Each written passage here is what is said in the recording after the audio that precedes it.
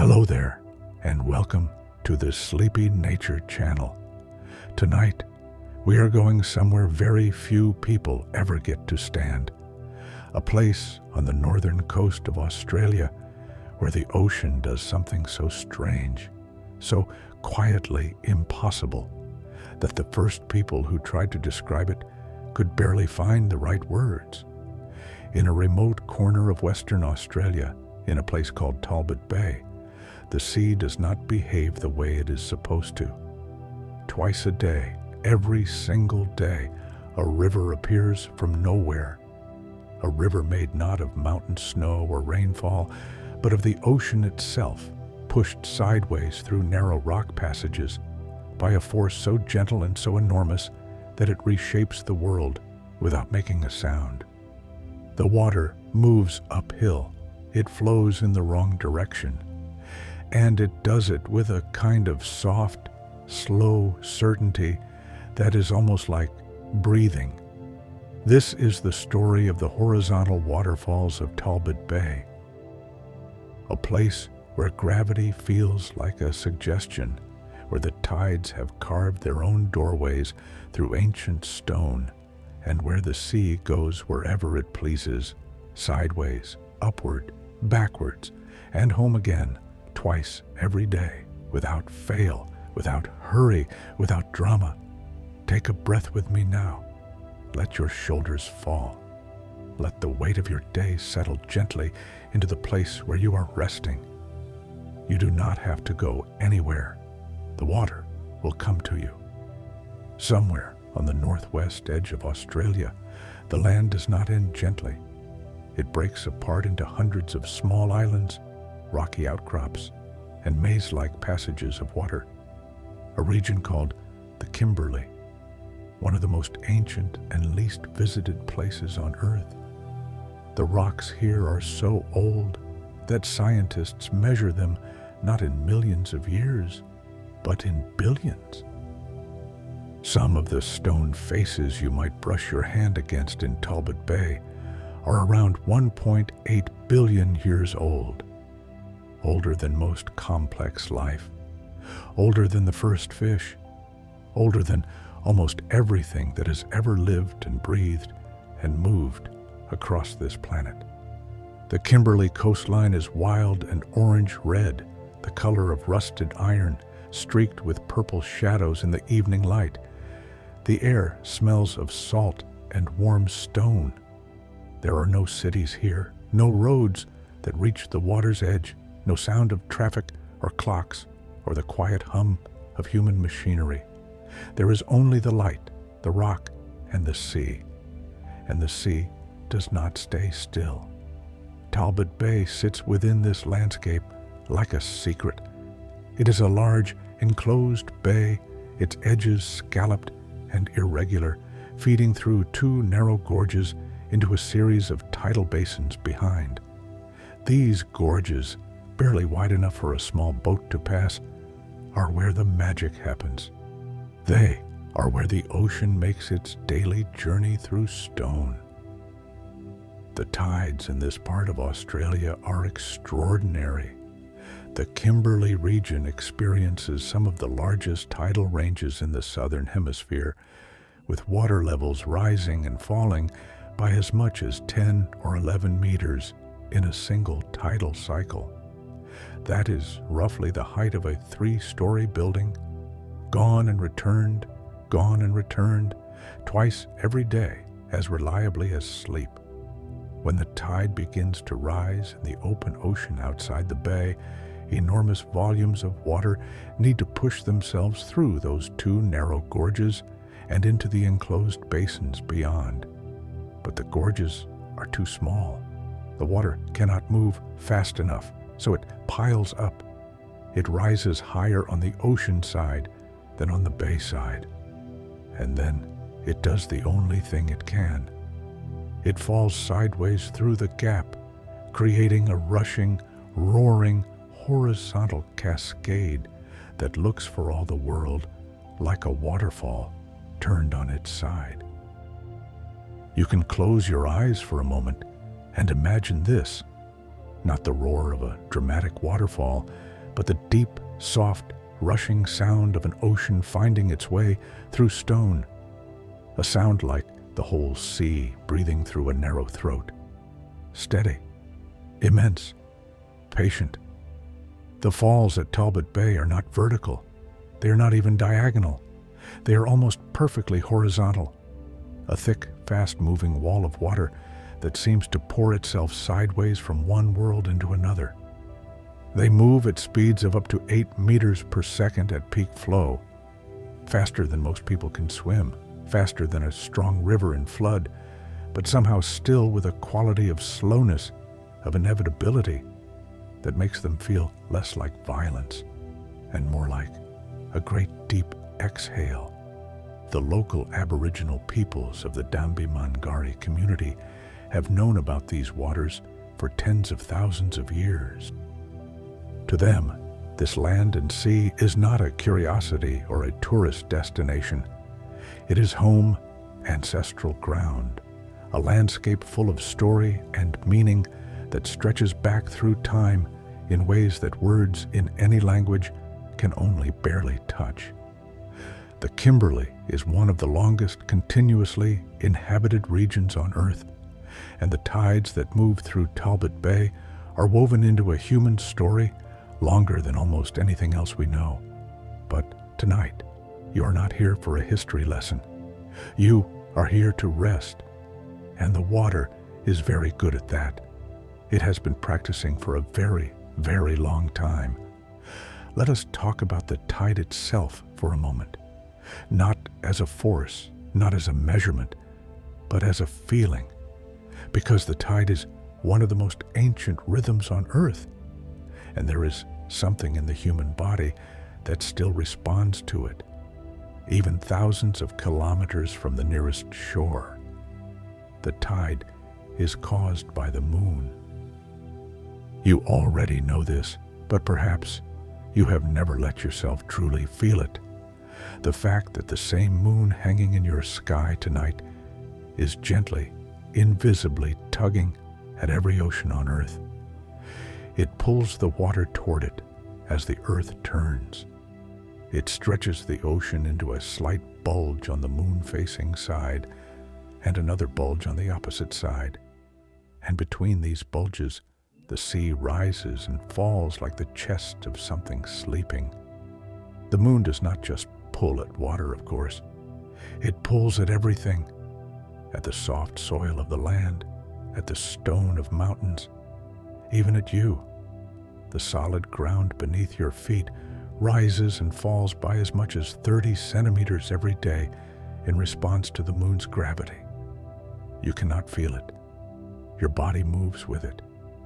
But it happens every day without fail. A gentle breathing of the whole Earth in response to the moon's quiet pull. In Talbot Bay, this pull arrives amplified, concentrated, squeezed through stone. The geometry of the bay, its shape, its depth, its narrowness, acts like a funnel, gathering the tidal energy and directing it all through those two small gorges. The result is a phenomenon so unusual that it has very few equivalents anywhere in the world. There are tidal bores in other places, the Severn in England, the Amazon in Brazil, the Bay of Fundy in Canada. But the horizontal falls of Talbot Bay are something different, something particular, a shape of water that belongs to this place and almost nowhere else. As the tide builds and the water level difference between the outer ocean and the inner bay grows, the falls become stronger. At their peak, the difference in water level on either side of the gorge can be as much as 3 to 5 meters. Imagine a wall of water that high not falling down, but rushing sideways through a gap in the rock, carrying with it the weight and momentum of an entire ocean's worth of tide. Fish navigate these passages too. Sharks, rays, barramundi, dozens of species that have learned the rhythm of the falls, that know when to wait and when to move, that use the rushing current to travel quickly from one body of water to another. In the slack water before and after peak flow, the gorge is calm enough to swim through. At peak flow, nothing swims against it. Everything either rides it or waits. There is wisdom in that waiting, in knowing when the current is too strong and simply resting until it softens. The fish know this, the sea knows this, and perhaps somewhere in the quiet of tonight, you know it too. If you are finding this peaceful, we would love it if you dropped a like or left a comment below. It truly means the world to us here at the Sleepy Nature channel, and it helps more people find their way to these quiet stories. The color of the water in Talbot Bay changes as the tides shift. In the early morning, when the tide is low and the basins behind the gorge are quiet, the water turns a deep, transparent green, the color of old glass, the color of the sea on a calm day when the light comes through at a low angle and makes the whole surface glow. At high tide, the water is darker, bluer, heavier with depth, and at the falls themselves, the rushing water turns white and silver and cream, foaming and tumbling in that horizontal rush, catching the light and throwing it back. You can breathe that in, the green, the blue, the white, the slow, steady rhythm of something that has been happening twice a day for longer than any of us has been alive. The gorges through which the falls move are made of something very specific, a type of ancient sandstone and quartzite, layered and banded in colors that range from deep red to pale cream, streaked sometimes with iron-dark veins and the occasional glitter of quartz crystal. The walls of the gorge are almost vertical, carved smooth by thousands of years of rushing water, polished by the tide in the same way that river stones are polished. Not all at once, but slowly, grain by grain, day after day, until the stone is as smooth as skin. The rock in this region is part of a formation called the King Leopold Sandstone, laid down in shallow ancient seas long before any land animal had ever breathed air. When these rocks were being formed, the world looked nothing like it does today. The continents were differently arranged. The atmosphere had less oxygen. The only life was in the sea, single-celled organisms, mats of algae, soft-bodied creatures that left no hard traces. The stone holds no fossils, only the memory of water, ripple marks and cross-bedding, and the flat, layered texture of ancient tidal flats, all preserved now in billion-year-old stone. Sometimes, when the light hits the gorge walls at just the right angle, usually in the late afternoon, when the sun is low and orange, you can see the ripple marks in the stone, ancient waves frozen in rock. The same force that makes the horizontal falls today was making ripples in that shallow sea a billion years ago. The tide has always been here. It has just been wearing different clothes. The walls of the gorge are also home to a quiet community of creatures. Barnacles and small crabs clustered in the crevices above the waterline, mussels anchored to the rock below, tiny fish sheltering in the pools that form when the water retreats. In the cracks and shadows, you might find the soft folded bodies of sea anemones, their tentacles retracted when the air is dry, waiting for the tide to return and open them like flowers. Sea anemones are one of the quieter miracles of the ocean. They look like plants. They feel like jelly. But they are animals, relatives of jellyfish and coral, ancient and patient, spending their entire lives fixed to one spot, waving their tentacles gently in the current, catching tiny particles of food that drift past. An anemone does not chase. It does not hurry. It simply opens itself to what the water brings. There is something quietly instructive in that, in the willingness to simply be still and let the current do the work. To trust that what you need will come, if you are open and patient and soft enough to receive it. The water temperature in Talbot Bay is warm. This is tropical Australia after all, where the sea stays between 24 and 28 degrees Celsius for most of the year. That warmth is not just comfortable, it is biologically crucial. Warm water holds less dissolved oxygen than cold water, which means the creatures that live here have evolved to thrive in conditions that would be challenging for cold water species. They are adapted to heat, to change, to the dramatic daily swings of the tide. They are, in their own way, tough as stone. But warmth also means other things. It means the water here is rich with life, plankton blooms, coral formations in the calmer waters further from the falls, seagrass beds in the shallow basins, a web of feeding and growing and living that runs through every liter of water. The warm sea is full of invisible activity, a constant quiet hum of biology that you cannot see, but that is there all the same, as present and persistent as your own heartbeat.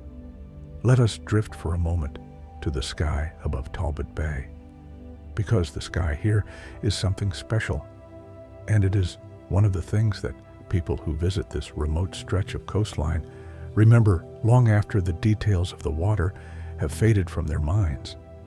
The Kimberley is one of the darkest regions in Australia when it comes to light pollution.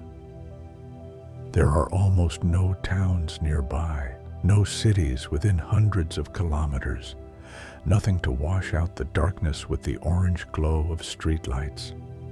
At night, the sky above Talbot Bay is so clear, so crowded with stars, that it can feel slightly overwhelming at first, like standing at the edge of something too large to comprehend. The Milky Way is visible here in a way that most people living in cities or towns never get to experience. Not as a faint smudge or a slight brightening of the sky, but as a real physical thing. A river of light, a dense cloud of stars stretching from horizon to horizon, thick with the light of 200 billion suns, each one so far away that the light reaching your eyes tonight left its source before you were born, before your parents were born, before almost everything alive on Earth was alive. The Aboriginal Australians of the Kimberley have one of the oldest and richest astronomical traditions on Earth.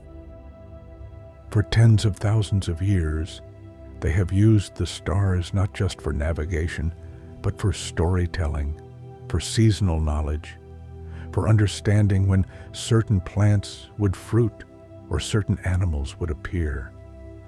The darkness of the sky above Talbot Bay is not emptiness.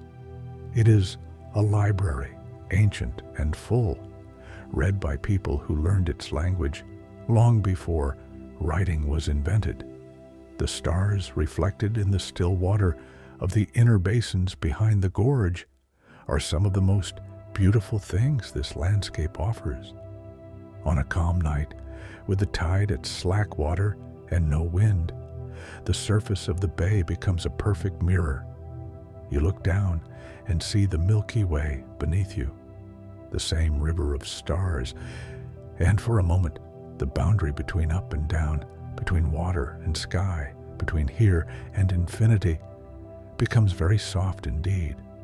Breathe into that softness for a moment.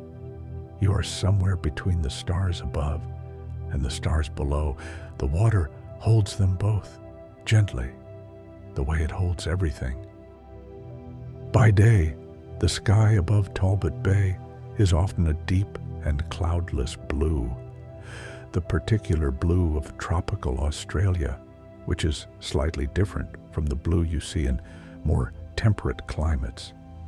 It is warmer, slightly greener at the edges, the blue of a place that gets more than its share of sunlight. In the wet season, between November and April, the sky can change rapidly. Enormous cumulus clouds build up in the afternoon heat, sometimes producing dramatic electrical storms that light the whole coastline in white and blue flashes. But even then, even in the noise and light of a Kimberley storm, the tides continue. The water moves through the gorge. The falls keep falling sideways. Nothing stops the tide. During the dry season, the air is so clear that you can sometimes see the mountains of the mainland from the boat channels several kilometers away, each range layered behind the next in progressively softer blues and purples, the way a stack of old photographs fades from sharp to pale at the back. Distance in the Kimberley looks like time. The further away something is, the older and softer and more dreamlike it appears. We have been talking about the falls themselves, but the full experience of Talbot Bay is made up of many smaller things, smaller sounds, smaller creatures, smaller moments that together create something whole and peaceful and complete. One of those small moments is the sound of the water lapping against the hull of a boat at night. If you have ever slept on the water, you know this sound, the soft, irregular knock and slosh, the creak of ropes, the gentle rocking. It is one of the most reliably sleep-inducing sounds in the natural world. There is something about it that speaks directly to some ancient, calm part of the nervous system. Something that says, you are safe, you are held, the water is doing what water does, and you do not need to do anything at all. The boats that visit Talbot Bay are usually small seaplanes or chartered vessels. There is no road access to this part of the Kimberley, which means the only way to arrive is by water or by air. The seaplanes land in the sheltered waters of the outer bay, their engines cutting out and the silence rushing back in around them like a tide of its own. The passengers step out onto pontoons, and for a moment they are standing on the water with the gorges ahead and the ancient red cliffs on either side and the whole sky above them, and the sense of having arrived somewhere that does not entirely belong to the everyday world. That sense of otherworldliness is not accidental. The Kimberley has always been a place at the edge of the continent, the edge of the accessible world, the edge of the familiar. Even the light here is different, carrying the quality of a place that has been largely left alone, where the patterns of sun and shadow and reflection have not been interrupted by glass and steel and artificial surfaces. The light in the late afternoon, particularly, is extraordinary. As the sun descends toward the red cliffs and the water shifts from blue to gold, the gorge walls seem to glow from the inside, that iron-red sandstone catching and holding the warmth, radiating it back like a slow fire that produces no smoke and no heat, only color. The water in the gorge reflects this orange light and turns amber and rose and deep, warm brown. For 20 or 30 minutes each evening, the whole world here is made of gold. And we would love for you to share this golden world with a friend tonight. If this story is helping you drift toward sleep, please feel free to send it their way. It helps our little channel grow, and it means these quiet places can reach more quiet nights. Our playlist has more stories waiting for you whenever you're ready. Herons come to the edges of the gorge at this hour. Large, still, patient birds that stand at the waterline and watch the rushing water with an expression that looks almost thoughtful. They are waiting for the current to slow, for the fish to settle back into predictable patterns, for the moment when the water's drama becomes useful to them. A heron can stand in the same spot for 30 minutes or more without moving, without apparent impatience, holding its S-curved neck in a shape of coiled readiness that never releases until exactly the right moment. Then the neck shoots out, a strike so fast it is almost invisible. And then the heron is still again, as if nothing happened. The patience of a heron is one of nature's most instructive displays. It is not waiting in the anxious sense, not watching the clock, not calculating the odds. It is simply present, fully, in the place where it stands, with the current doing its work around it, and the light changing above it, and the fish moving through the green water below. This is all that is happening. This is everything. The water that rushes through the Talbot Bay gorges carries things. It carries fish, of course, swept through the gap in great mixed shoals that scatter and regroup on the far side, as if the waterfall were just a slightly more exciting version of their usual commute. It carries plankton and nutrients and suspended sediment that clouds the water briefly and then settles. It carries small jellyfish, translucent and unhurried, drifting sideways through the falls with an air of absolute equanimity, as if being tumbled through a horizontal waterfall were simply the most natural thing in the world. Jellyfish are one of the oldest animals on Earth. They appeared in the fossil record at least 500 million years ago, which means they predate the dinosaurs by about 250 million years and have outlasted them by another 66 million. They have no brain, no heart, no bones. They are made almost entirely of water, roughly 96% water in fact, and yet they pulse and drift and feed and reproduce with a kind of elegant efficiency that more complex animals might envy. To watch a jellyfish move is to watch something that operates on principles very different from the ones that govern most animal movement. There is no effort visible, no strain, no sense of a creature working against the water. The jellyfish opens and closes, opens and closes, a soft, rhythmic pulse, like breathing, like a heart beating in slow motion. The water moves around it and through it. The jellyfish goes where the current goes and where it wants to go, and somehow these two things are the same. In the calmer waters of the inner basins behind the gorge, where the tidal rush has settled and the water has spread itself across a wider, shallower space, you might find larger jellyfish drifting along the surface, some of them as wide as a dinner plate, their trailing tentacles hanging 10 or 20 centimeters below in loose, shifting curtains. Their bodies catch the light and refract it into small, moving rainbows. They are beautiful in the way that simple, ancient things are beautiful. Not ornate, not colorful, but clear and quiet and perfectly suited to the world they inhabit. The inner basins themselves are interesting ecosystems, protected from the full force of the tides by the gorges, but still subject to the daily rise and fall of the water level.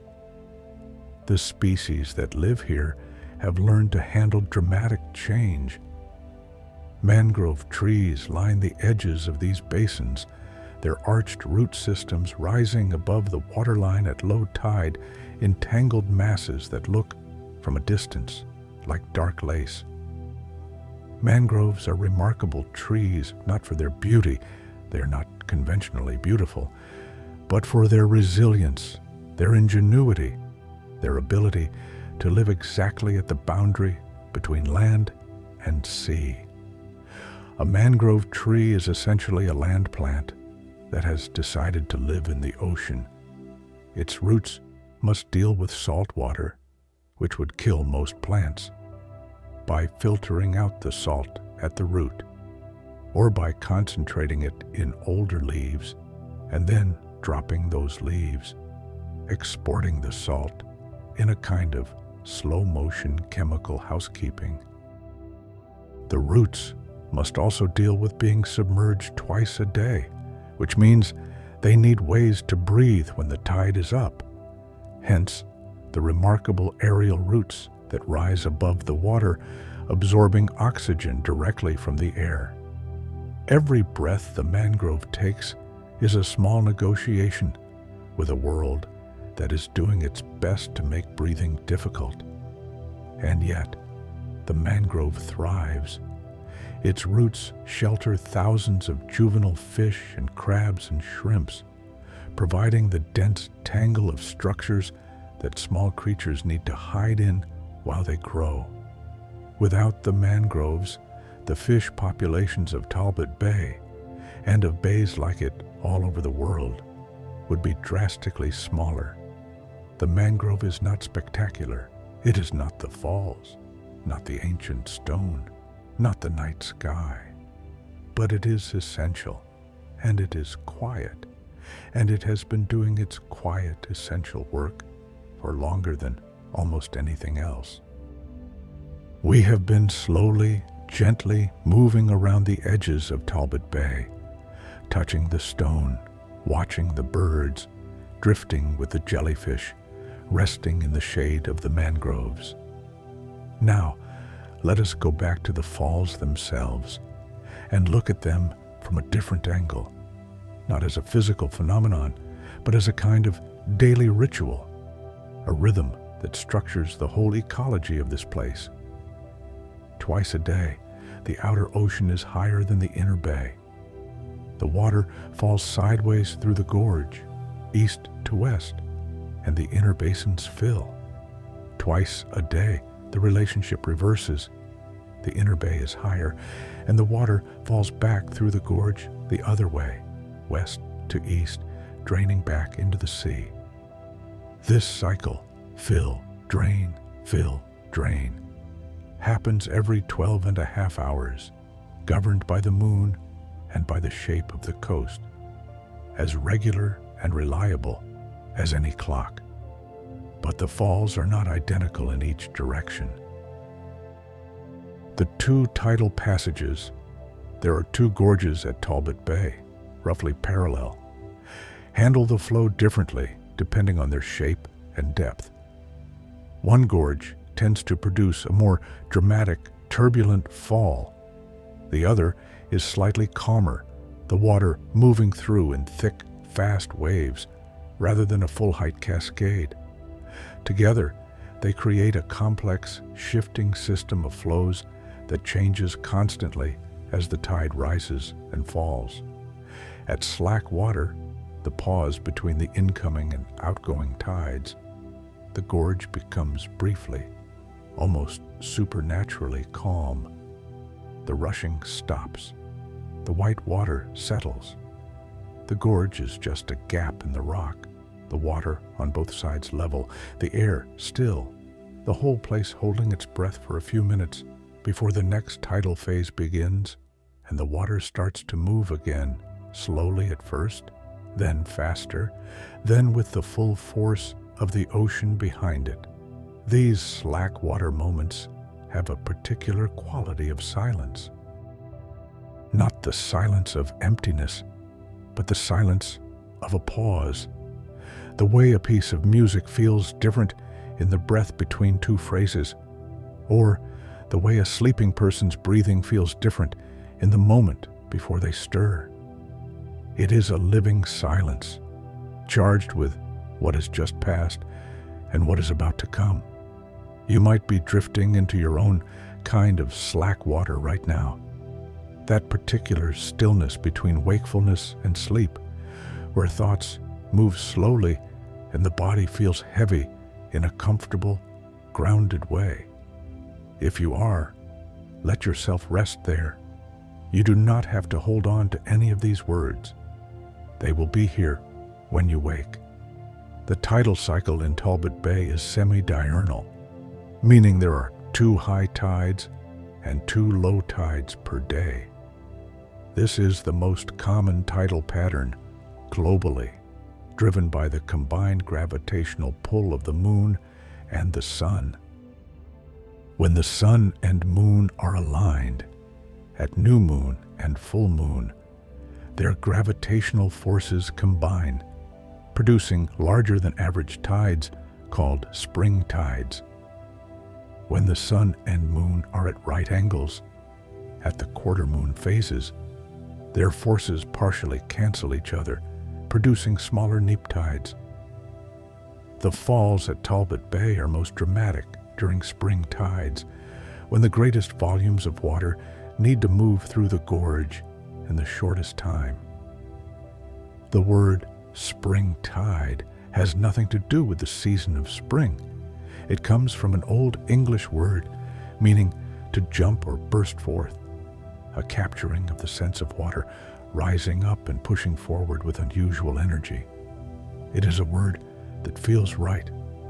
There is something about a spring tide that does have the quality of a sudden awakening, an outburst of natural energy that cannot be contained, a reminder that the ocean is not merely a background element of the world, but a vast and active force with its own rhythms and intentions. In the shallow, warm waters of the tidal basins behind the Talbot Bay gorges, there are creatures that most people never think about.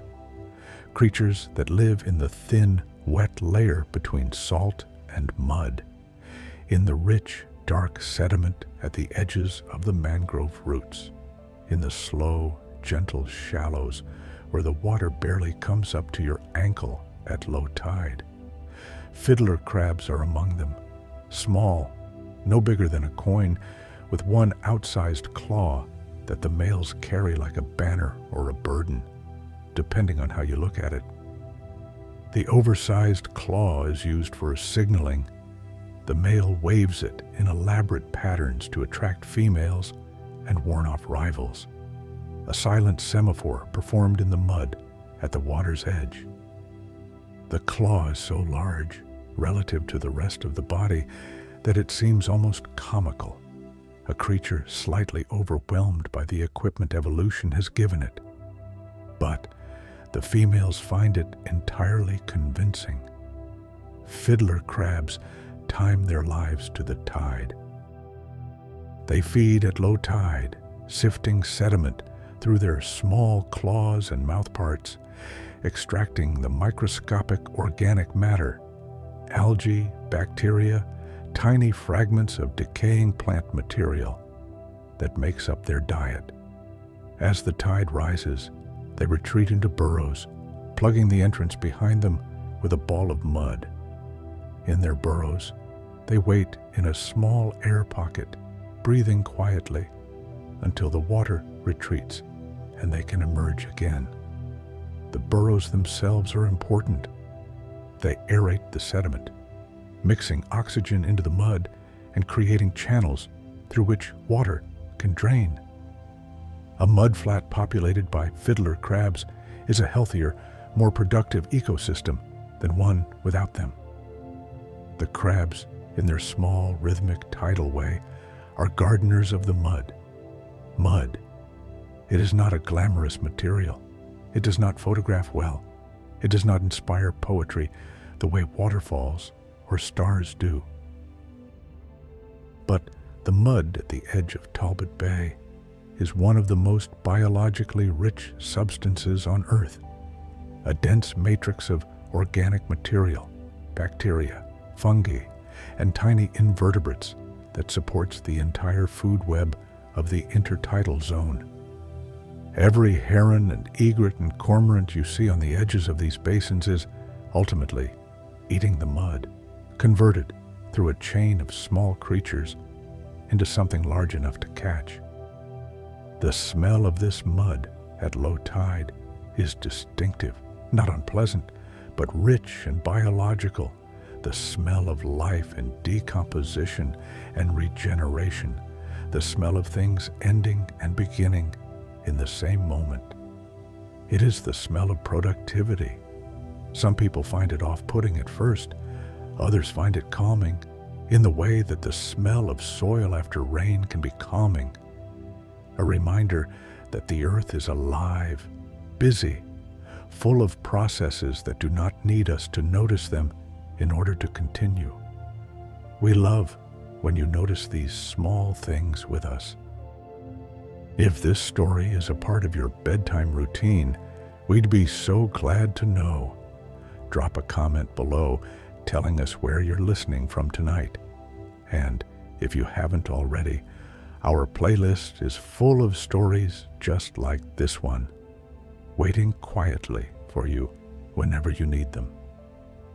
The larger wading birds, the great-billed herons, the royal spoonbills, the occasionally visiting black-necked storks, patrol the mudflats and shallow water with elegant, unhurried precision.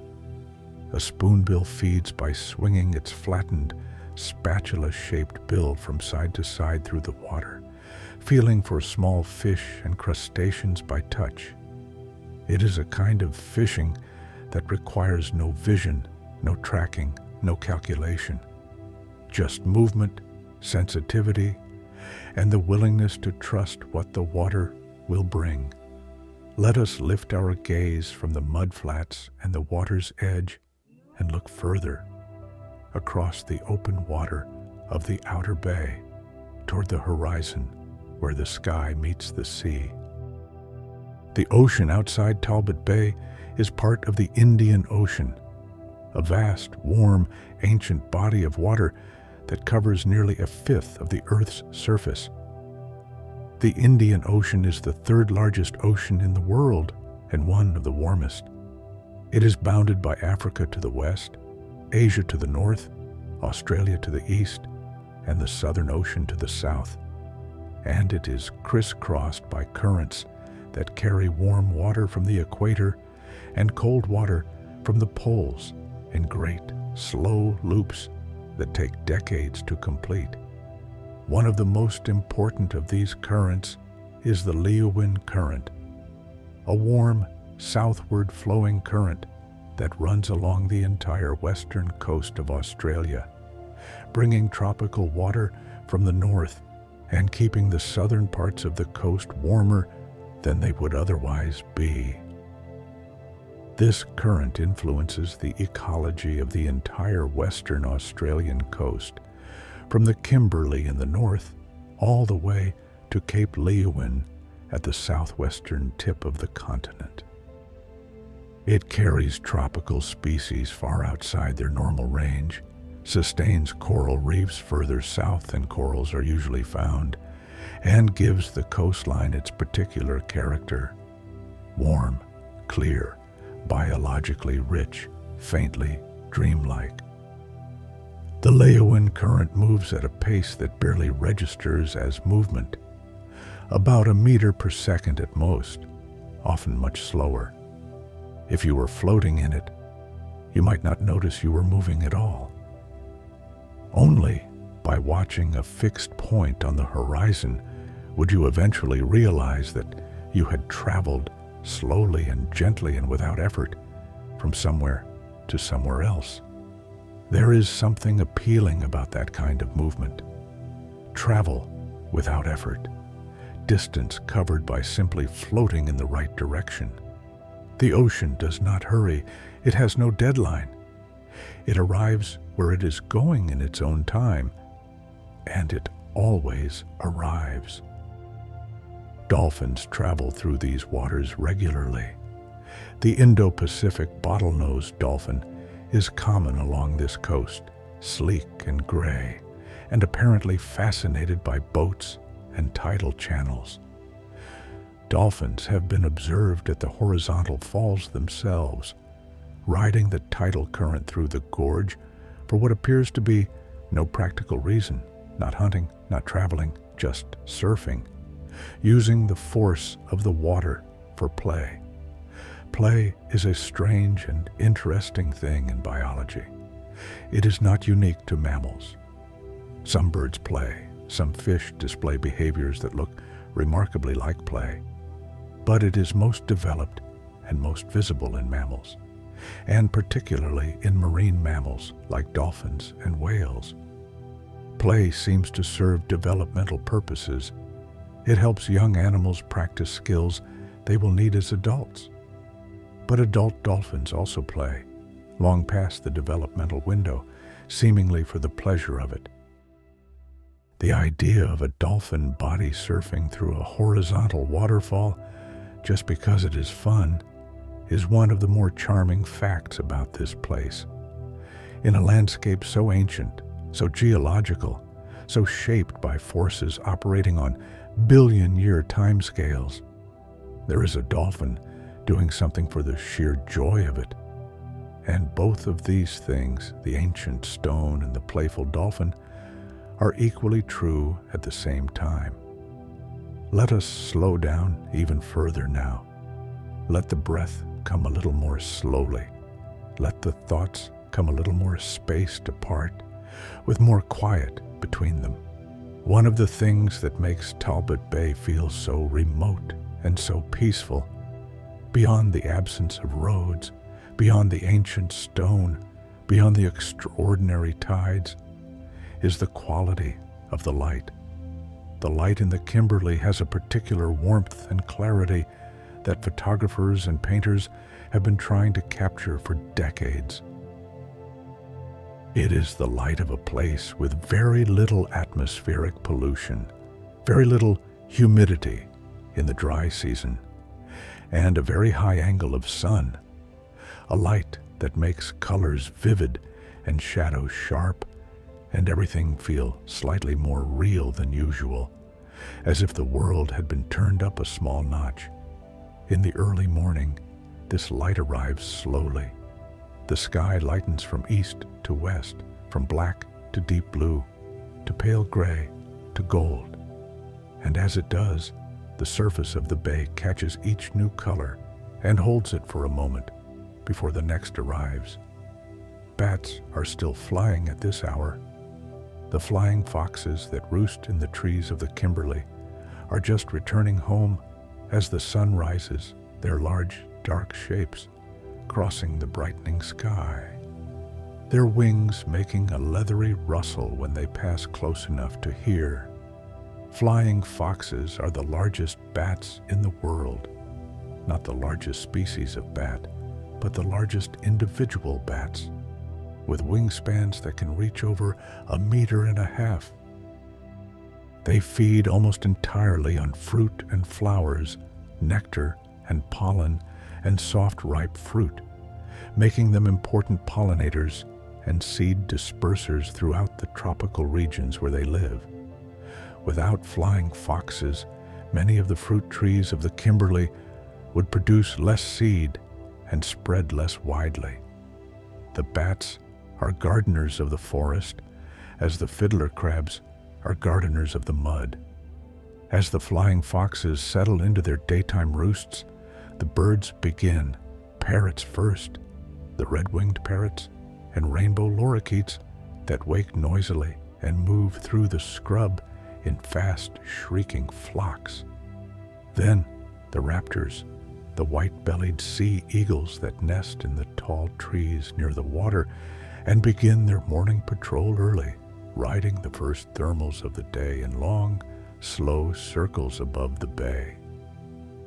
A sea eagle's eyesight is roughly 4 to 8 times more acute than a human's. It can spot a fish moving beneath the surface of the water from 60 meters above, can judge the fish's depth and speed and direction, and then adjust its approach to account for the refraction of light at the water's surface that would mislead a less sophisticated hunter. The sea eagle makes its dive look effortless. It does not seem to fall. It seems to choose a point in the water and simply descend to it, as calmly and precisely as a thought arriving in the mind. The splash when it hits is explosive, sending a spray of silver water in all directions. And then the eagle is rising again, heavy and dripping, its talons locked around a fish that glints and shudders in the morning light. Above the eagle, above the bay, above the cliffs and the gorge and the tidal falls, the sky is perfectly, purely clear. By midday, the landscape of Talbot Bay is at its most intense. The sun is directly overhead, the shadows have retreated to directly beneath every object, and the heat, even in the dry season, is considerable. The rocky ground radiates warmth. The water glitters so brightly it is difficult to look at directly. The air is dry and scented with salt and warm stone, and faintly, the resinous smell of the spinifex grasses that grow in dense golden clumps along the cliff edges. Spinifex is perhaps the most characteristic plant of the Australian outback and Kimberley. Its leaves are narrow, hard, and sharp-tipped, forming dense hummocks that can survive extraordinary heat and drought. The plant grows in sandy and rocky soils where almost nothing else can establish itself, fixing soil against erosion and providing shelter for lizards, insects, and small birds that thread their way into the interior of the clump where the sharp outer leaves cannot reach them. Spinifex grasslands have a particular look in the middle of the day, golden and still, shimmering slightly in the heat, giving the landscape a quality somewhere between desert and savanna. The gold of the spinifex against the red of the Kimberley stone is one of those color combinations that feels both ancient and intensely alive, warm, calm, full of light. In the shade of the rocks along the cliff edges, small skinks and agamid lizards are active even in the midday heat, basking with their bodies pressed flat against the warm rock and then darting for insects with a speed that seems out of proportion to their otherwise stillness. These lizards are ectotherms. Their body temperature depends on external heat, which means they need to warm up in the sun before they can function effectively, and they need to find shade before they overheat.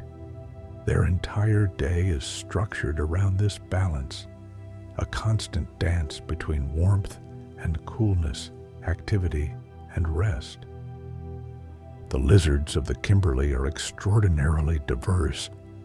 Dozens of species, from the tiny jewel-like skinks no longer than a finger to the impressive goannas that can grow to 2 meters and more, moving through the scrub with a prehistoric, deliberate dignity. The sand monitor and Gould's goanna are common here, their forked tongues tasting the air constantly, gathering chemical information about the world around them in a way that our own senses can barely imagine. A goanna's tongue is not just a tasting organ. It is a sensing organ, gathering airborne molecules and transferring them to a specialized organ in the roof of the mouth called the Jacobson's organ, which processes the chemical information and sends it to the brain. A goanna can smell a carcass from several kilometers away. It can detect the scent trail of an animal that passed through an area hours earlier. It reads the world in a language of molecules that is entirely invisible to us, moving through the landscape like a very patient, very thorough reader of a text written in the air itself. We are so glad you are here tonight, resting with these creatures and this ancient landscape. If you have been enjoying this journey, please consider leaving a like. It is such a small thing for you, and it means everything for a small channel like ours. We put these stories together with a great deal of care for nights exactly like this one. At midday, the horizontal falls are at their midpoint in the tidal cycle. The water is still moving, still rushing through the gorge, but the morning's drama has subsided and the afternoon's is not yet building. The falls are steady and continuous, a constant presence, the sound of them carrying across the water like a low, sustained note, neither building nor fading, just there, as background and as anchor. Let us talk about the night at Talbot Bay, because the night here is as remarkable as the day, in some ways more so. When the sun goes down in the Kimberley, it does not disappear gradually. It falls. The tropics have little of the long, slow twilight of higher latitudes. The sun descends toward the horizon at a steep angle, and when it hits quickly, the light changing from gold to orange to deep red, and then, within minutes, to a darkness that feels almost solid. The transition from day to night in the Kimberley is dramatic and beautiful and slightly breathtaking, as if the whole world were taking a deep breath and then releasing it into darkness. The stars appear immediately, one by one, and then in hundreds, and then in thousands, filling the sky from horizon to horizon with more light than darkness. The Southern Cross, the constellation most associated with the Southern Hemisphere, rises in the southeast, its four brightest stars forming the distinctive cross shape that has guided navigators and dreamers for thousands of years. The pointers, Alpha and Beta Centauri, hang to its left, the closest star to our own sun, among them at just 4 light years away. 4 light years is approximately 38 trillion kilometers. The light from Alpha Centauri that reaches your eyes tonight left its source 4 years ago, traveling at 300,000 kilometers per second for every one of those 4 years. It has crossed a distance that no human technology could currently traverse in a lifetime. And it arrives here at Talbot Bay, at your eye, as a small, steady point of light. No drama, no announcement, just the quiet persistence of something that has been traveling a very long time to reach you. The bioluminescence in the bay is visible on some nights, particularly in the warmer months when certain species of dinoflagellates, microscopic marine organisms, are present in the water in high concentrations.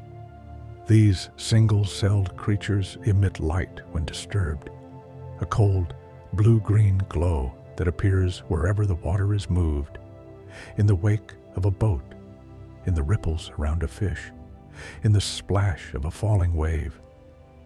It is one of the strangest and most beautiful things the sea does, and it happens completely silently, without heat, without effort, as naturally as breathing.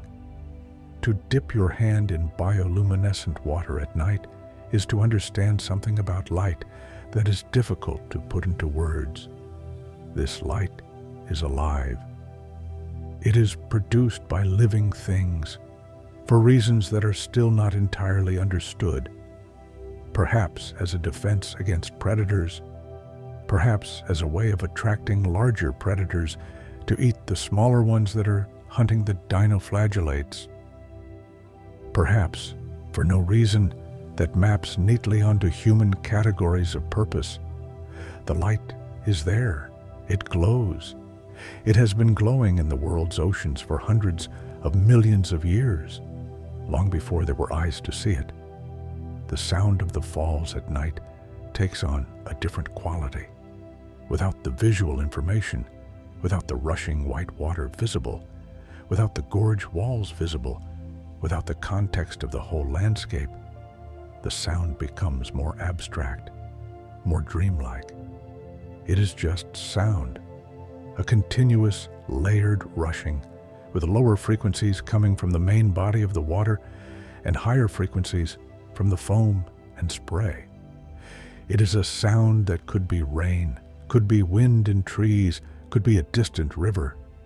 It is the sound of water moving indefinitely, without origin or destination, just the middle of the journey, forever, in the deepest part of the night, when even the nocturnal creatures have found their quieter hours. Talbot Bay is as still as it gets. The falls continue, they always continue. But the birds are roosting, the dolphins have moved to calmer waters, the bats have settled, and the bay itself seems to gather itself inward, to become smaller and more intimate. This is the hour of the stone. In the deepest quiet of the night, the rock is what you notice. It has been here through every night that has ever happened in this place. It has held the weight of the ocean. It has been carved and polished and shaped by water for hundreds of millions of years. It does not sleep. It does not breathe. It simply is, with a completeness and stability that nothing living can quite match. The rocks of the Kimberley are among the most ancient exposed surface rocks anywhere on Earth. While most old rocks have been buried and metamorphosed and remade over geological time, some of the Kimberley formations have remained at the surface, slowly wearing, slowly weathering, holding their position against the tide and the rain and the heat and the cold, with a patience that makes even the slowest biological processes look quick. Within the rock, invisible to any ordinary observation, there is movement. Not geological movement, not the movement of plates or the flow of magma, but the movement of water through microscopic pores and cracks, mineral ions slowly dissolving and redepositing, the rock very, very slowly changing its own chemistry in response to the water that percolates through it. Rock is not static, even when it seems static. It is in process, just a very slow one. The tide, over geological time, has done extraordinary things to the rocks of Talbot Bay. The notches at the waterline, where the twice daily wetting and drying creates conditions for particularly active chemical weathering, form a horizontal groove around the base of the cliffs that marks the average tide level, like a ring on a bathtub.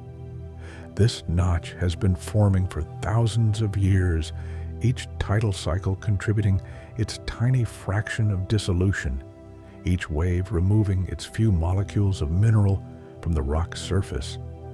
The notch will continue to deepen.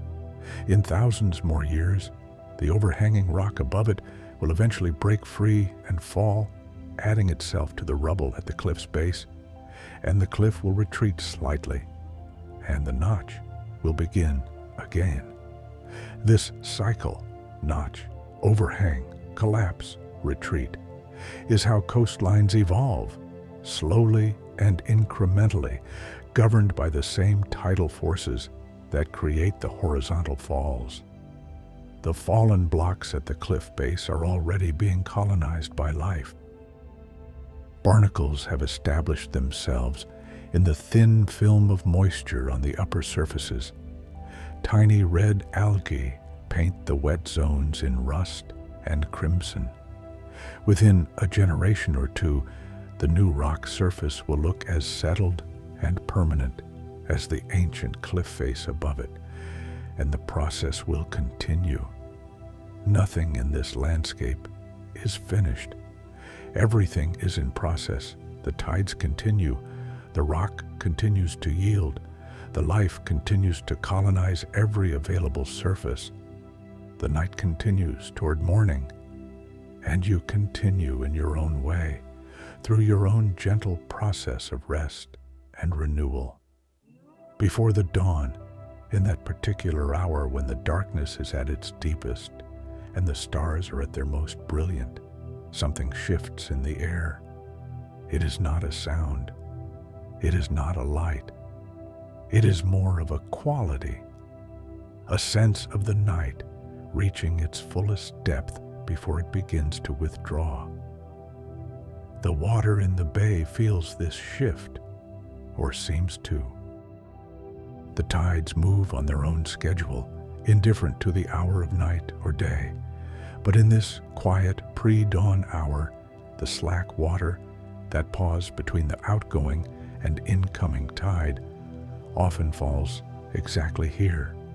For a few minutes, the falls are at their quietest. The gorge is still. The inner basins and the outer bay sit at almost exactly the same level. The water between them is barely moving at all. In this stillness, the reflections in the bay are perfect. The Milky Way above is the Milky Way below. The Southern Cross appears in both sky and water, as if the universe were showing you both sides of itself at once. Not to be impressive, but simply because the water is there and the sky is there. And this is what happens when you put a mirror next to a light. Small fish move through the shallows at this hour, feeding on the organisms that come to the surface at night, making small ripples that spread outward and break the reflections of the stars into fragments of light that move and reconnect and separate again. Each ripple carries a star for a moment, then releases it. Each fish, in its small nighttime feeding run, is momentarily carrying a piece of the sky. The night herons are active at this hour. Unlike the day herons with their preference for daylight hunting, night herons have eyes adapted to low light, larger eyes, more rod cells, greater sensitivity to movement in the dark. They stand at the water's edge in hunched, rounded postures, very different from the tall erectness of the gray herons, and they wait with an even deeper patience, because in the dark, the fish are less visible, and waiting must be done with more of the body and less of the eye. A night heron's call is a short, barking sound, not musical, not melodic, but expressive in its own way.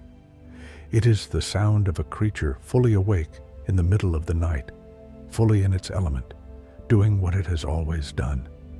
Heard across water in the pre-dawn quiet, it carries a long distance, and then is absorbed by the silence again.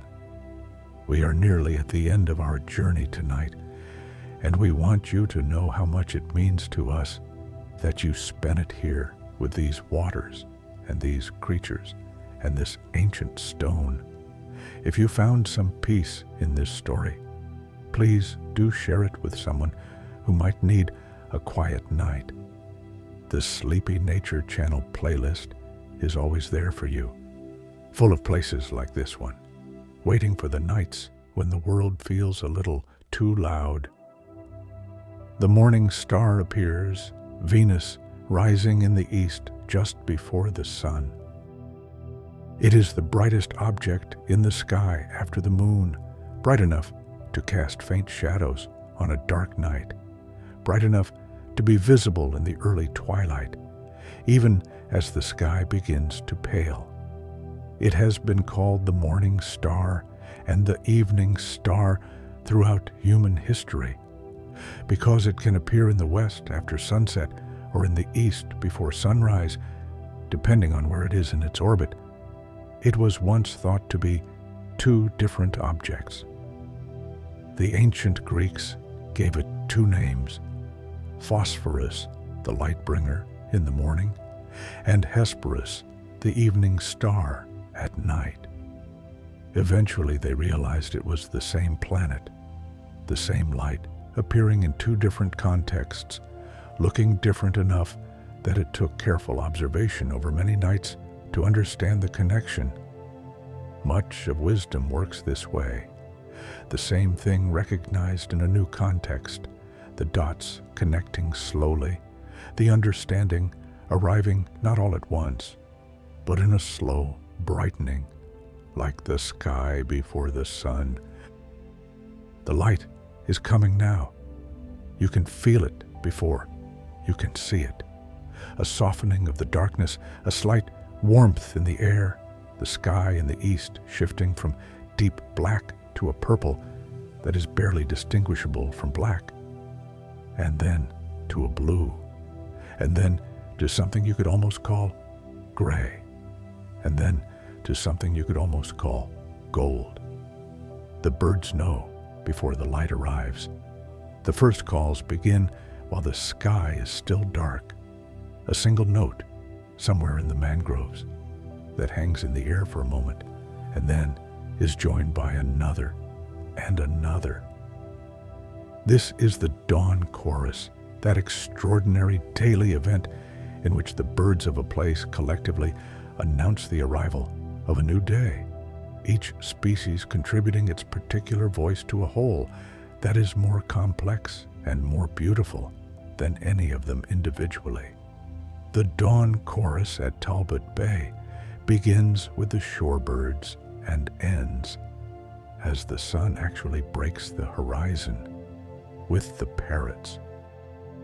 In between, there is a period of 10 or 15 minutes when every bird species in the area is calling at once, a rich, layered, beautiful noise that fills the whole sky and the whole water surface and seems to come from everywhere simultaneously. It is not a restful sound, but it is a magnificent one. The sound of a whole ecosystem waking up, orienting itself, confirming its existence, beginning again. And with the dawn, the tides continue. The horizontal falls are rushing again, or perhaps they are in slack water or just beginning to flow. It does not matter. The tides do not care what time it is. They follow the moon, and the moon follows its own ancient rhythm. And the falls at Talbot Bay have been falling sideways through those gorges of ancient red stone twice a day, every day, for as long as the gorges have existed, for thousands of years, for tens of thousands of years, in the same quiet, extraordinary, gravity-defying way. Think about that for a moment as you rest. Right now, at this very moment, the water in Talbot Bay is moving. The tide is either coming in or going out. The falls are either rushing east or rushing west. The ancient stone is being touched by the ancient sea. The fish are swimming through the current. The herons are standing at the waterline, patient and still. The stars, if it is night on that side of the world, are reflected in the inner basin, steady and cold and distant and beautiful. And none of it needs you to watch it. It is happening regardless, fully and completely, as it has always happened. The world continues, the water continues, the stone continues, the moon pulls, the ocean responds. The falls fall sideways through the rock, and in the inner basin, the water rises, and in the outer bay, the water falls, and in the sky above, the stars wheel slowly on their ancient courses, and somewhere in the mangroves, a night heron calls once and is quiet. You can rest now You can close your eyes and let all of this continue without you. The tide does not need to be watched to keep moving. The stars do not need to be counted to keep shining. The stone does not need to be admired to keep being old and red and warm and solid. You are warm. You are held. The sound you might imagine, if you let yourself, is the sound of water moving through stone, soft and continuous and steady, the same sound that has been sounding in that remote corner of the earth since long before you were born, and will continue long after you wake. It is not a sound that needs anything from you. It is simply there, offering itself, the way the tide offers itself to the shore. Not demanding, not dramatic, just steady, just present, just the quiet and enormous fact of the sea, doing what the sea does. There is a particular quality to mornings at Talbot Bay that takes time to understand. It is not the light exactly, though the light is extraordinary. It is not the sound of the falls, though that steady rushing is always present. It is something more to do with pace, the sense that this place operates on a different clock than most of the world, a clock that does not count minutes but tides, that does not divide the day into hours but into the slow arc of the sun and the slow pulse of the sea. The incoming tide in the early morning carries things from the outer ocean. Gifts, you might call them, though the sea does not think of them that way. It carries floating mats of kelp and seagrass, torn from their moorings somewhere out in the deeper water and sent drifting on the current. These mats are entire small ecosystems in their own right, each one sheltering a collection of tiny crabs, amphipods, isopods, and small fish that live in the tangled fronds as if they were a forest. A single square meter of floating kelp can contain hundreds of creatures, all living invisibly within it, traveling together wherever the current goes. Kelp itself is one of the fastest growing organisms on Earth. Under the right conditions, cold, nutrient-rich water, strong light, giant kelp can grow by as much as 60 centimeters in a single day. The kelp forests of the southern oceans are underwater cathedrals, their long golden fronds rising from rocky holdfasts on the seafloor to the surface 30 meters above, their canopy filtering the light into shifting, dappled green. Fish move between the fronds like birds between trees. Sea otters in the colder parts of the world wrap themselves in kelp at night to keep from drifting while they sleep. The waters around Talbot Bay are too warm for giant kelp, but smaller species of brown algae perform similar ecological roles, anchoring to the rock, providing shelter, feeding the small creatures that in turn feed the larger ones. In the tidal pools that form in the rock platforms at the base of the cliffs, these algae make bright patches of olive green and rust brown, slick and soft underfoot, sustaining a miniature world of snails and limpets and small crabs that is as complex in its way as any coral reef. Limpets are ancient animals. Their basic form has barely changed in hundreds of millions of years. They live fixed to rocks, pulling themselves tight against the surface when the tide is out and the air is dry, and grazing slowly across the rock surface when the water returns, rasping away microscopic algae with a ribbon-like tongue called a radula that is studded with tiny teeth made of the hardest biological material known to exist. Limpet teeth are stronger, weight for weight, than spider silk, stronger than most human-made materials, in fact. They need to be. The rock they graze on is not gentle, and the scraping required to extract nutrition from stone-encrusted algae is considerable work. The limpet leaves traces of its grazing, faint, irregular scratches on the rock surface that form a record of its wanderings.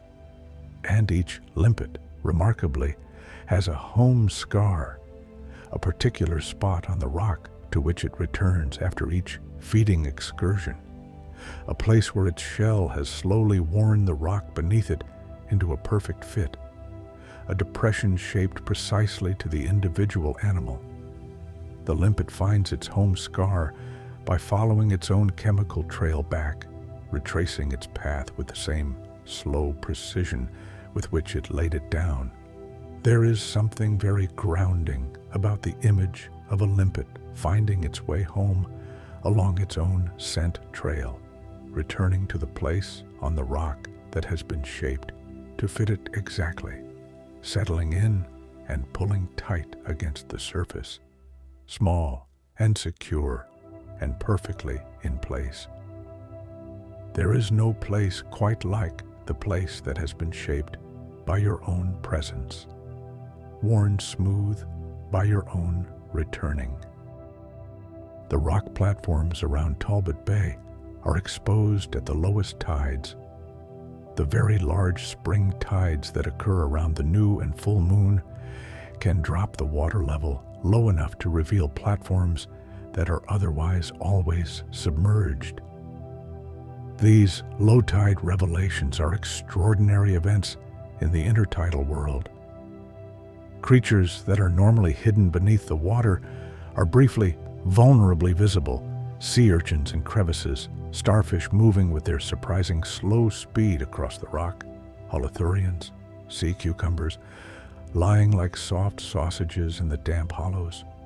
Sea cucumbers are one of those animals that seem designed specifically to be underestimated. They are slow, soft, and without any obvious aesthetic appeal. But they are ecologically vital. They process sediment, consuming organic material, and passing clean sand through their bodies, acting as the ocean floor's recycling system.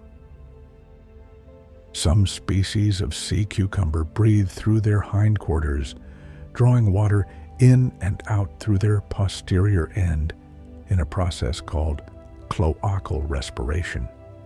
It is, objectively, a strange way to breathe, but the sea cucumber has been doing it effectively for over 500 million years, which suggests that strangeness and success are not mutually exclusive.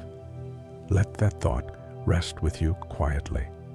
500 million years of strange and successful breathing. The night is still soft around you. The tide continues. The water inside the inner basins of Talbot Bay is different from the water in the outer ocean in ways that go beyond temperature and salinity. It is older, in a sense. It has been here longer, turned over more slowly, touched more surfaces, carried more dissolved material from the mangroves and the mud and the rock. It has a different quality of light within it, slightly more turbid, slightly warmer, slightly richer in the dissolved organic matter that gives shallow tropical waters their particular faint golden tinge. This inner water supports a community of creatures quite different from those in the open ocean. Seagrass grows in the shallow sunlit areas of the basin floor, long, soft blades of true flowering plants, not algae, but genuine land plant relatives that returned to the sea millions of years ago, that form dense meadows in the sheltered shallows. Seagrass meadows are among the most productive ecosystems on Earth, producing oxygen, sequestering carbon, providing nursery habitat for dozens of fish species, and feeding the dugongs and green turtles that graze them like underwater cattle. Dugongs are among the most quietly remarkable large animals in the ocean. They are the only strictly herbivorous marine mammals, entirely committed to a diet of seagrass, grazing the meadows with their bristled, downward-turned mouths in slow, methodical sweeps, leaving furrows in the seagrass beds that look, from above, like the tracks of a very deliberate, very unhurried gardener. A dugong can consume up to 40 kilograms of seagrass per day. It breathes at the surface every few minutes, rising and submerging with a gentle, rolling motion that barely disturbs the water around it. The dugong's closest living relative is the elephant. This is one of those facts that seems impossible. And then, when you look at a dugong's face, the heavy, whiskered upper lip, the small eyes set wide apart, the slow intelligence in its expression, suddenly seems entirely right. Their common ancestor was a land animal, roughly 50 million years ago, that gradually moved from grazing on land plants to grazing on aquatic ones, and then moved entirely into the water, and kept moving until it became something that now spends every moment of its life submerged, breathing at intervals, grazing in silence on the soft meadows of the sea floor. The evolution of the dugong is a story about the gradual relinquishing of one world for another, about how, given enough time and enough generations, a creature can become so perfectly suited to its environment that the old world is forgotten entirely. The dugong does not remember the land. It has no reason to. The seagrass meadow is sufficient. The shallow, warm water is sufficient. The slow, rolling, breathing rhythm is sufficient. This is enough. This is everything. Green turtles share the seagrass meadows with the dugongs, though they use them differently. Turtles crop the seagrass short, keeping it in a more productive, younger growth stage, while dugongs plow through it, uprooting entire plants. Together, their grazing patterns maintain the health and diversity of the meadow in ways that neither species could achieve alone. This kind of ecological complementarity, two large grazers using the same resource in different ways, each making the other's work more effective, is one of the quieter beauties of an intact, undisturbed ecosystem. A green turtle's life is one of the longest journeys in the animal kingdom. Born on a beach, they spend their first years in the open ocean, carried by currents, feeding on jellyfish and small organisms. As they grow, they shift to herbivory and move to shallow feeding grounds, like the seagrass beds of Talbot Bay, where they may remain for years or decades. And then, when the time comes to reproduce, the females return to the beach where they were born, often traveling thousands of kilometers to reach it, navigating by the Earth's magnetic field, by the stars, by the taste of the water, by some combination of senses we do not fully understand. A turtle navigating by the Earth's magnetic field is reading a map that most of us cannot even perceive. The magnetic field is invisible, odorless, and silent, and yet it carries enough information for a turtle to locate a specific beach on a specific island after decades and thousands of kilometers of open ocean travel. The turtle does not think about this. It simply knows, and knowing, it goes. If you are still with us tonight, resting, drifting, somewhere between the words and the water, we are so grateful. This is exactly the kind of night these stories are made for. If you haven't yet found our playlist, it is there whenever you need it. A whole collection of quiet places, waiting to be visited one slow evening at a time. The rain comes to the Kimberley in the wet season, roughly November through April, And when it comes, it transforms the landscape so completely that it can be difficult to believe it is the same place you saw in the dry season's golden stillness. The red cliffs turn dark with moisture. The sparse scrub explodes into dense, humid green. Waterfalls appear on cliff faces that were bare rock only weeks before, thin silver threads at first, and then broad white curtains as the rains intensify. The air smells of wet earth and crushed leaves, and something green and alive that has no precise name. In the wet season, the rivers of the Kimberley flood. The Fitzroy, the Ord, the Drysdale, great rivers that are dry or barely flowing in winter, become enormous, turbid torrents, carrying red soil from hundreds of kilometers inland and depositing it in the sea. The water off the Kimberley coast turns red-brown during the peak of the wet season, stained with the iron-rich sediment of the ancient inland plains. From above, you can see the plumes of red water spreading into the blue sea like watercolors dissolving. The boundary between river and ocean soft and gradual, neither fully one thing nor the other. The floods carry seeds, the rivers of the Kimberley, in carrying their loads of silt and organic material out to sea, are also distributing the seeds and propagules of hundreds of plant species. Mangrove propagules that can float for months before taking root, seeds of freshwater plants that travel extraordinary distances before finding their new home.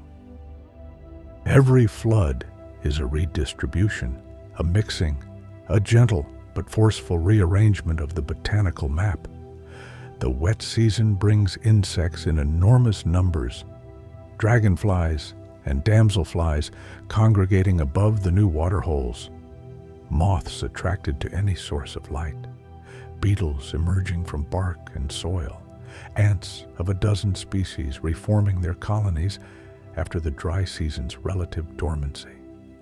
The Kimberley has one of the richest invertebrate faunas in Australia. Thousands of species, many of them found nowhere else on Earth, their lives precisely calibrated to the boom and bust cycle of wet and dry, heat and flood, drought and abundance. Dragonflies are one of the oldest flying insects. Their ancestors were in the air before the dinosaurs, before most land plants had developed seeds, before the great coal forests of the Carboniferous had yet fallen and compressed into the rock. The ancient dragonflies were enormous by today's standards. The largest had wingspans of over 70 centimeters, larger than a crow.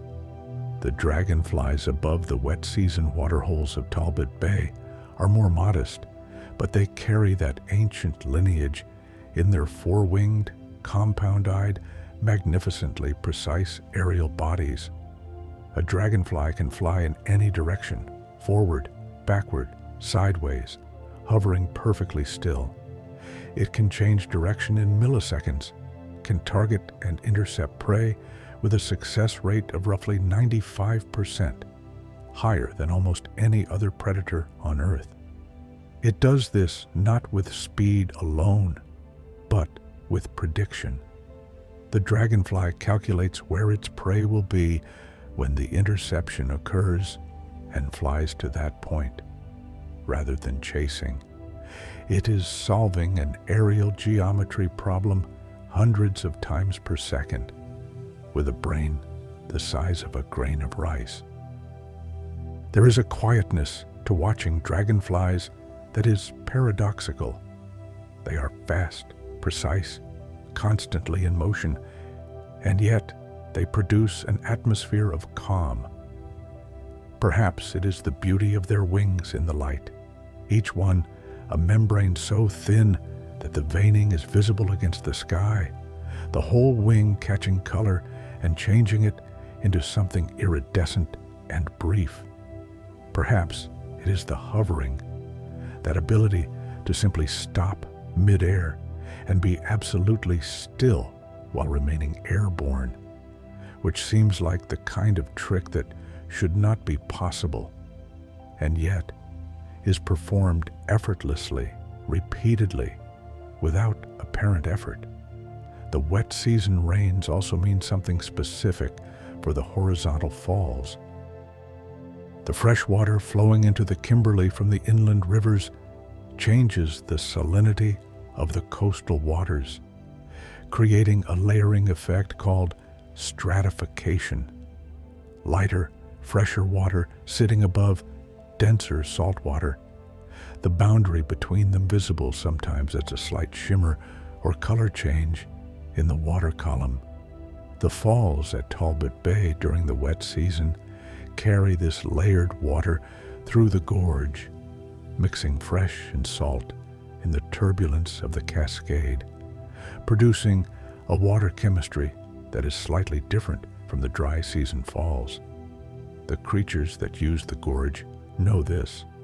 They move accordingly, tracking the gradients with their chemical senses, finding the water that suits them best. Let us talk about silence for a moment, because silence is not what you might expect at Talbot Bay.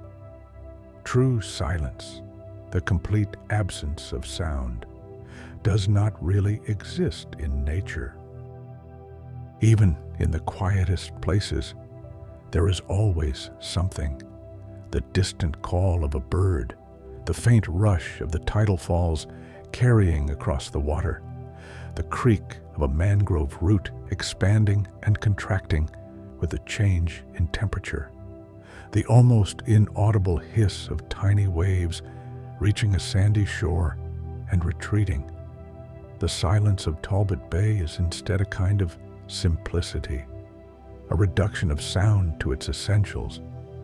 There is no mechanical noise here, no road traffic, no construction, no distant rumble of engines or compressors.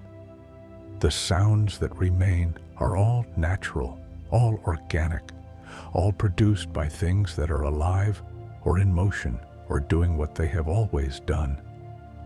And this simplicity of sound has a deeply calming effect on the nervous system in ways that science is beginning to measure and confirm. Researchers studying the effects of natural soundscapes on human well-being have found that exposure to sounds like flowing water, birdsong, and wind in trees consistently reduces cortisol levels, the hormone most associated with stress, and lowers heart rate and blood pressure. The human auditory system, shaped over millions of years in natural environments, responds to these sounds as signals of safety. Water nearby means life is possible. Birdsong means no large predators are present. The absence of mechanical noise means the environment is undisturbed. Your body relaxes before your mind decides to. The sound of the Talbot Bay falls at medium flow, not at peak intensity, but at the steady middle of the tidal cycle, is a particularly rich soundscape. It has the quality of white noise, but warmer and more varied. The rushing of water over rock produces a broad spectrum of frequencies, all layered and shifting, with occasional lower pulses as larger volumes of water surge through the gorge. Listening to it for a few minutes, you begin to hear patterns within the randomness, not real patterns, but the patterns that the brain constructs from complex sound, the way we hear faces in clouds or rhythms in rain. This pattern finding is one of the brain's most persistent habits. It was enormously useful on the savannah, where recognizing the pattern of a predator's breathing in the grass could be the difference between survival and not. In the context of a tidal waterfall, it produces a pleasant, slightly hypnotic quality. The sense of meaning on the edge of arriving, just about to clarify, never quite resolving. It is the same quality that makes certain kinds of music so restful. Not the music that delivers its message clearly, but the music that seems always about to say something, always on the verge of arriving somewhere, suspended in the approach. The rocks themselves contribute to the soundscape in subtle ways. The Kimberley stone, with its layers and cracks and hollows, acts as a resonating chamber for certain low frequencies. The deep pulse of water moving through the gorge is amplified and shaped by the rock, given a body and a warmth that bare water in open space would not have. The cliffs reflect sound back across the water, creating faint echoes that arrive slightly after the original, just perceptibly out of phase, adding a subtle depth and spaciousness to the overall sound picture. Sound has always been part of how human beings navigate sleep. The oldest lullabies in every culture are not music in the complex sense. They are patterns of sound, repetitive and gentle, that tell the nervous system that everything is calm, that the world outside is manageable, that rest is safe. The falling water at Talbot Bay is, in a sense, the world's oldest lullaby. The sound that was present before human beings were human, before we had language or music or memory. The sound that has always meant the water is moving, the air is soft, nothing is threatening. You can close your eyes. And speaking of closing eyes, if yours are heavy now, let them be. You do not need to follow every word from here. The story will continue whether or not you are listening. The tide will continue. The falls will continue. You can drift, and the water will hold you. We are so glad this channel is part of your nights. If you have a favorite story from our playlist, or a place in nature that brings you peace, we would truly love to hear about it in the comments. Every message you leave becomes a small part of this community of quiet evenings and restful minds. The stars above the gorge are reflected in both bodies of water simultaneously, in the outer bay and in the inner basin. Two mirrors separated by a wall of rushing water, both showing the same sky. If you could stand at the exact midpoint of the falls, with water rushing past you on both sides, you would be surrounded by stars, stars above, stars to the left, stars to the right, stars below, the universe attending you from every direction at once, entirely indifferent and entirely present. We have traveled a long way together tonight, through tides and stone, through mangroves and mud, through bioluminescent nights and golden afternoons, through the ancient bodies of jellyfish and the careful patience of herons, and the impossible navigation of turtles returning home across 1,000 kilometers of open sea. We have listened to the falls. We have watched the light change on the red cliff faces. We have drifted with the current and rested in the slack water and watched the stars come out in their millions above the darkest sky in the southern hemisphere. Let us stay here for this final part, not moving, not exploring, not cataloging new facts or creatures or phenomena. Just here, in the bay, in the quiet. Let the story breathe around you like the water breathes through the gorge, not pushing toward anything, not arriving anywhere, just continuing as water continues, as tides continue, as the world continues in its ancient, patient, unhurried way. The water temperature of the inner basin on a calm, dry season night is about 26 degrees Celsius. This is almost exactly the temperature of a comfortable bath. Warm enough to feel like an embrace, cool enough to feel clean and clear. If you were floating in it, You would feel supported in every direction, the water pressing gently upward against your weight, distributing you across its surface with perfect impartiality. Nothing about you would be singled out. Everything about you would be held equally. Floating in water produces a state in the body that is difficult to replicate by other means. The pressure of water against the skin activates pressure receptors distributed across the entire body surface, producing a calming effect similar to the sensation of being held or wrapped closely, what therapists sometimes call deep pressure stimulation, and what your body simply calls comfort. Floating eliminates most of the sensory input related to gravity and ground, the subtle, constant effort of maintaining posture, of keeping the head upright, of managing the distribution of weight across the skeleton. In water, the skeleton rests. Everything rests. The inner basin of Talbot Bay holds several meters of water at high tide.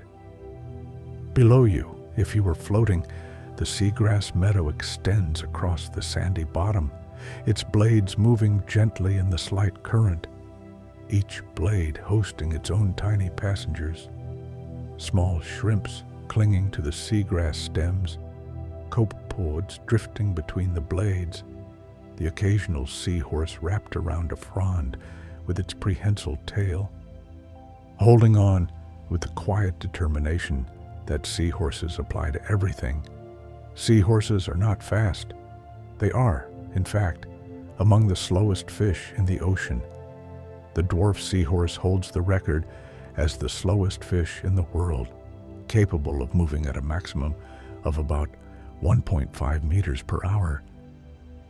They make up for this through invisibility, anchoring themselves to corals and seagrasses and changing color to match their surroundings with a precision that makes them almost impossible to spot unless they move. A seahorse in a seagrass bed is a ghost, present, invisible, patient, wrapped around its anchor, waiting for small crustaceans to drift within range of its vacuum-like snout. The seahorse's snout works by sudden expansion, a rapid change in pressure that sucks small creatures in before they can react. The strike is faster than the eye can follow, and the seahorse returns to its anchored stillness so quickly that it barely seems to have moved at all. Presence, patience, precision, and then stillness again.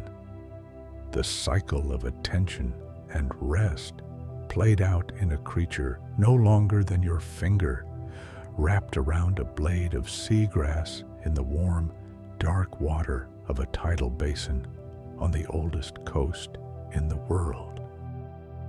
Above the seahorse, above the seagrass, above the surface of the water, the night air carries the smell of the sea, salt and iodine, and the faint organic richness of the mangroves. And above the air, the stars, and above the stars, more stars, and behind them, the ancient light of a universe so large that the mind cannot hold it, and so simply lets it go, allows it to become background, allows it to become the darkness and the light simultaneously, allows it to become the feeling of being somewhere very small and very safe within something very large and very quiet. The tide is turning now, or perhaps it turned an hour ago, or perhaps it will turn in an hour. It does not matter, the turning will come. The water will shift direction and begin its return journey. East to west, west to east, the sea going home and coming back as it always has, as it always will, for as long as the moon circles the earth and the earth carries its oceans, and the stone of Talbot Bay stands patient in the path of the water and lets itself be touched. You are somewhere in your own turning now, the turn from waking to sleeping, from the day's accumulated weight to the night's necessary lightness. Let that turn happen without assistance. You do not need to push it. The tide does not push. It simply responds to the pull of what it is drawn toward and moves accordingly. And everything shifts as it should. The falls at Talbot Bay will be there tomorrow. The red stone will be there. The heron at the waterline, the dolphins in the outer bay, the seahorse anchored to its blade of seagrass in the dark, warm water. All of it will be there, continuing in its ancient, reliable way, neither needing to be witnessed nor diminished by not being seen. The world is very good at continuing. You can trust it to do so. Rest now. The water is moving. The stone is patient. The moon is doing what the moon does. And you, exactly where you are, exactly as you are part of it all, small and safe and held and whole. Sleep well. The Sleepy Nature channel will be here when you wake.